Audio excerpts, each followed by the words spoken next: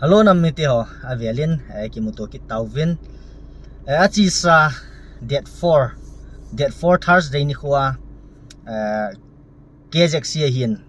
kiano ahin UPF ahin sule MHA ahin New Delhi muna ai ho nam pi chung changa anaki ho tha naw ana sei tha ho chu pakling mi pi hi ilung thai be set povin ipom thai be set pove na ipom thai pove ti di chu hi ngin na aki ho tha no i dei pove ti di nga hi ngin hi chi anaki ho tha no ho ana sei tha ho yo si chu media ho a ilung thai lo naw ho ina sei win hi chi chung chu na chun zan hi ni kho chun kiano UPF in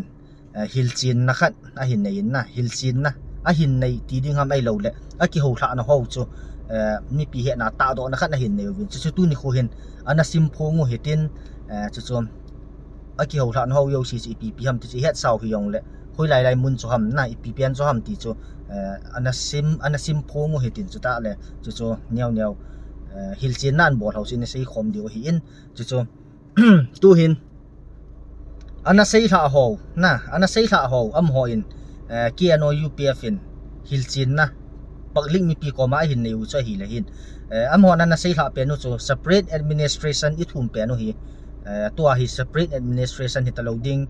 union territory na chizo adinga hi hung ki ho thlau hi chu chu nang ban tabang lungyal na yam ASA na deyam UT na deyam na chu chu nang ma thu cha hi tan hoi che pian chu ham a pha chu hoi che pian chom hin ti chu nang man yong na het ding hin yong le lam kai ho chun chi zo ai phan ti an ti ji wa chu jo chan thlen yong chu hi mei the hin na hi jong la chun ASA na dei ham nangin UT na dei ham na ti chu ke wang hin UT hi sei thing thing ki sei le chun UT wang hin ka dei be set po in ASA zo hi le hin phajap da ham ti chu ka lunggel ka se boi o chu chu hin chu ta le chi zo wa chun highway honding kinupi na chito chun buffer zone ding na ti pian he cho hi ong kheu thlau vin hi chitung ju ya chun hin sim lang koki zo thing noi kiloi khom na koki national organization kiano le United People Front UPF in Manipur gam ke ani so a separate administration sim do nading lunggel le thum na da tha in India dan pinoya union territory zo tuk na ananei ta na hi atiana kiano le UPF in separate administration hitalawa union territory UT zo anathum tan na UT zo chunu na na in sata le Manipur gam ke ani suwa separate administration sim do ding lungyal ada thatai na ati he Manipur ke ani ki suwa ASA sim do ding chu kiano le UPF in ada thatai na ti chu am hon a hin ke seu hin a ki ho tha dung ju ya cha ba na hin gamtum khat su ke ding na gamtum khat su ke ding su lit ai lo le su neu ding hi parliament in pia bo ki pudo thei na kisim to thei a hi an tikin win na gam khat su lien ding han lang su neu ding hi yong le chu chu parliament abo ki pudo theya parliament in bo asim to thei hi na ati na chu sei hon ni mo khat thei i dei da I lo theu thil a hi poi ti na chu a hin sei wa hi in chu le ba na hin administrative khat in state khat gamgi asu sit ding ki ti hi India constitution to tikalahi gamgi sim tha na ding dan hi article 13 le 368 a kichi siala a hi atiana lai sei dan hi administrative khat in na state khat gam khat asu sit ding ki ti hi na administrative khat mai in gam khat ke nia ga asu thei ding ki ti hi constitution to tikalahi na dan pi to tikalahi ati na hi na chu article 13 le 368 na kichi siala hi ati he na chi administrative khat nin gam khat amo asu si thei hi pu na constitution hi na chu asu si na la constitution to tikal thil khat hi ta chu hilchin na zo hin nei kinwin chule aba na hin koki zo cha te in adei India constitution no ya legislature zauna union territory sim do ding hi akina ki hona a ting ki din piding a hi tin kiano UPF in thupu na bole ati na union territory sim do ding hi abana ki ho khom na a hi lo le to khom na hung ting le kiano UPF in hi chi lang phong ta hin ki podo a ki hiding a hi ti cho mon a velai hilchin na a hin nei ki no hin aba na hin koki nam sunga lungkim lo a jing na koki te nam sunga lungkim lo a jing adia village volunteer coordinating committee VVCC in mi pi ngai dan kilalowa national highway 2 kilha ong na chunga lunglai lo na a phun ho ji a hi si tu phun hi ki bola hi a kiti na amon se be na wan hi chi ho ko hung ki su lo na hi VVCC na village volunteer hon highway ki hon ho chata le thil dang ho lunglai lo na PR a hin su kha ji wa chu hi chi ho hi mi pi in a het thiam theina dinga chu hin ki sei a hi a tiu he o chu cho hi in aban le hi chi ki ano UPF in tu phun a bol na achun meitei le ko ki zo chen na gamgi ho a buffer zone chi koi ho hi jing ding ki zui jing ding a hi highway ho bit na ding hi India government mo pu na hi in security force a koi ding chu a kin a hi atia na ki ano UPF in tu phun a bol be kit na chu meitei le ko ki chen na gamgi ho a hi am ho na ki ho tha dung ji a chu buffer zone ho hi jing ding he na buffer zone highway ki hon wanga chu buffer zone kila do ding he poina chi koi jing ding a hi na hi cho hi government mo pu na hi in security government mo pu na hin security force a koi dham a koi lo dam chu amo kin nei tai na ei ho tho yaw ta pui ti na ta bang hi na chu cho hi in amon hil chin na a ki ho la no ho hil chin na hin nei ho chon aba na hin ESOO agreement dung zu ya kiano le UPF kiam ho mai thei to kinaya kiam ho chun do dinga a sei hla ho chu kiano UPF to MHC hin Manipur government ho in kiam sagi lang na sagi gi ham za nam chun do dinga ti ho yong chu ta lang na hung pe nga lin hi cho hoi lai muna kiam uma chu hoi lai ya chun do ding ham ti chu tu hin aban banen anave khom ki no tin na ama sa pena hi kiano ba akai na ti kiano ba akai KNA hin KLA hin na samusong na sinai kiam samusong langa sinai kiam khu sijang muna ki chon ding na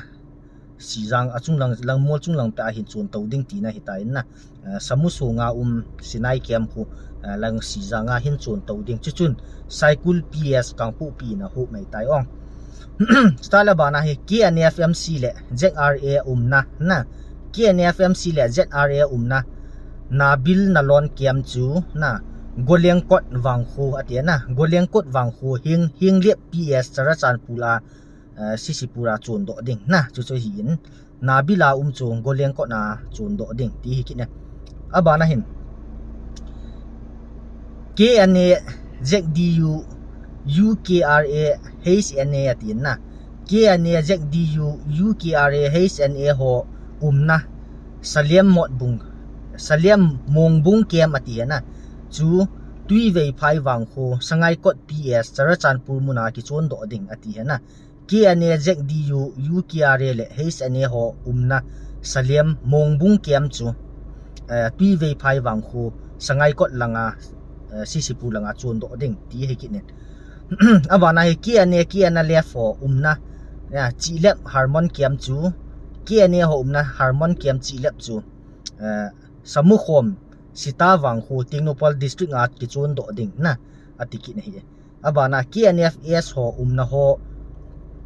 KNFS ho na ho New Paisat Gilgal kem le USRA UTLA KNF Z ho na chongkhozo horep kem chu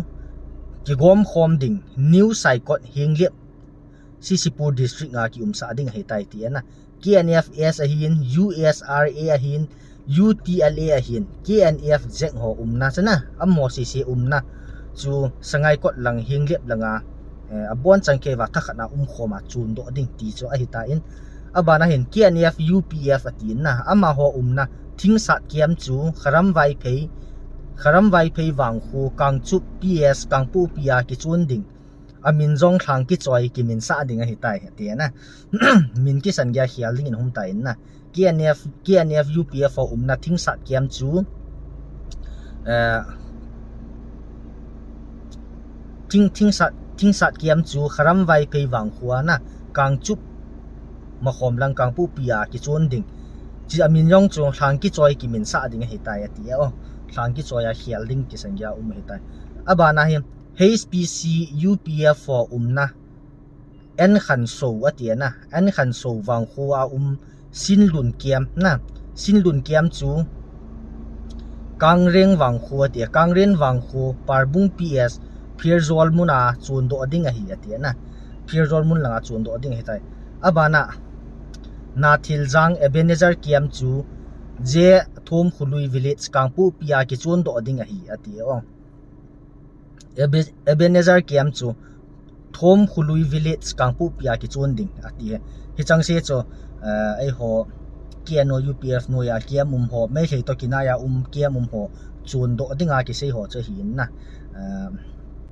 kiano in kiam tampi a ki chun ding wangin UPF kiam ho zo si masanga banga dan na lai ding a hi ati na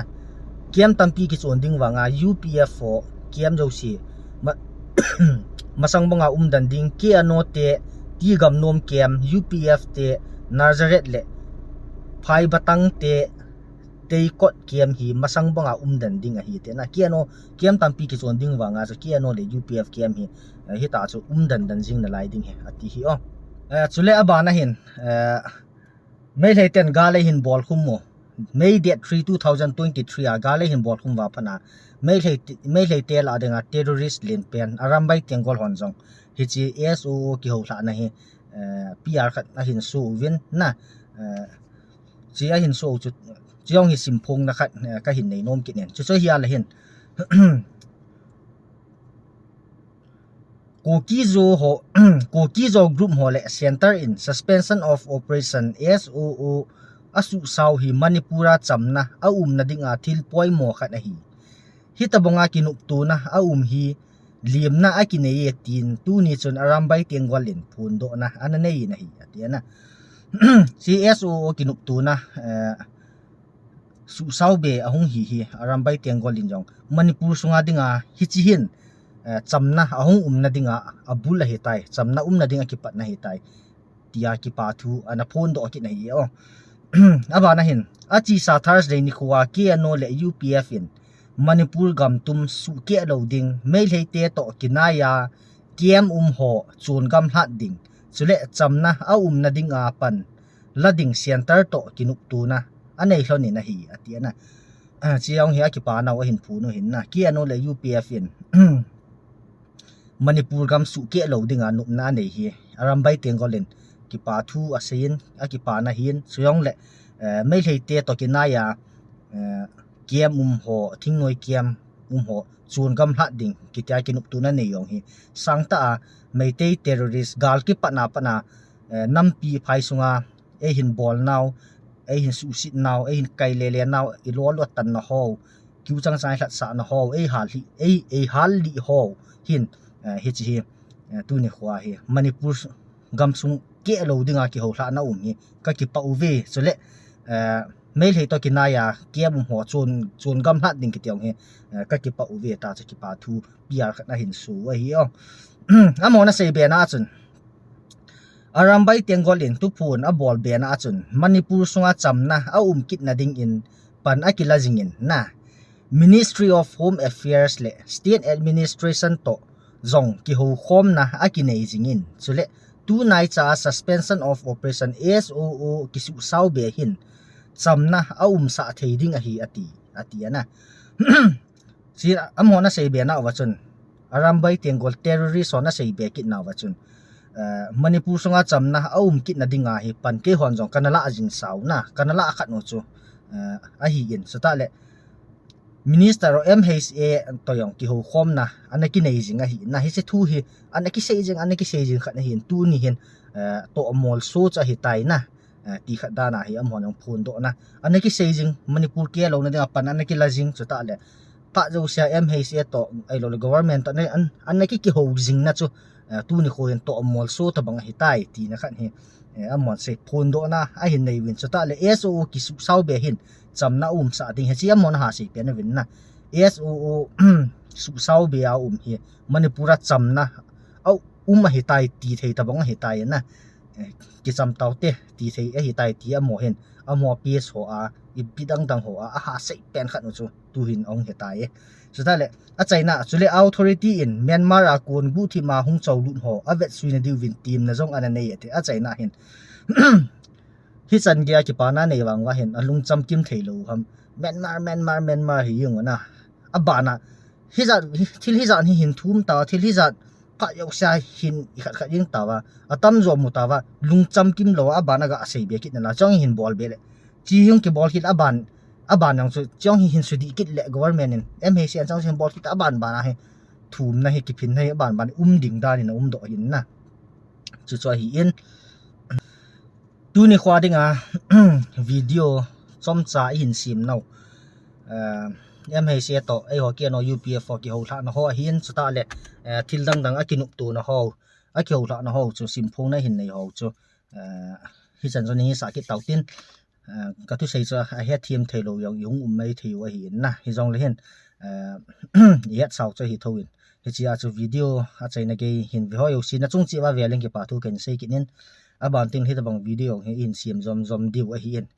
chỉ dân tu ni khoa de hi san sai ki tautin na bon chawin no vin lang a ve lai hi mu to kit kawin